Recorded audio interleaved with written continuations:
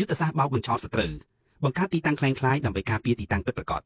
ក្នុងស្ថានភាពដែលសត្រូវតាមដានទីតាំងយន្តគ្រប់ពេលការបង្កើតទីតាំងคล้ายៗជាច្រើនគឺជាយុទ្ធសាស្ត្រដ៏មានប្រសិទ្ធភាពមួយដើម្បីបោកបញ្ឆោតពួកគេគោលបំណងគឺធ្វើឲ្យសត្រូវវង្វេងស្មារតីមិនដឹងថាទីតាំងណាជាទីតាំងពិតប្រាកដជាពិសេសគឺទីតាំងផ្ទុកអាវុធរបស់យើងវិធីសាស្ត្រនេះអនុលោមតាមក្បួនសឹកបុរាណដែលពោលថា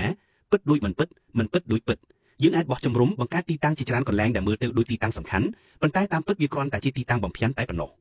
អត្ថប្រយោជន៍នៃយុទ្ធសាស្ត្រនេះមានដូចជាបង្កើនការលំបាកដល់សត្រូវ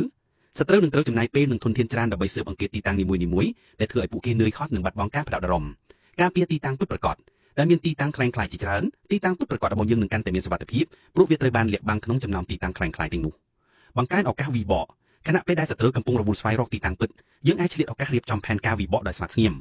ឧទាហរណ៍មួយនៃការអនុវត្តយុទ្ធសាស្ត្រនេះគឺការបង្កើតទីតាំងយោធាคล้ายៗនៅក្នុងព្រៃជ្រៅមួយ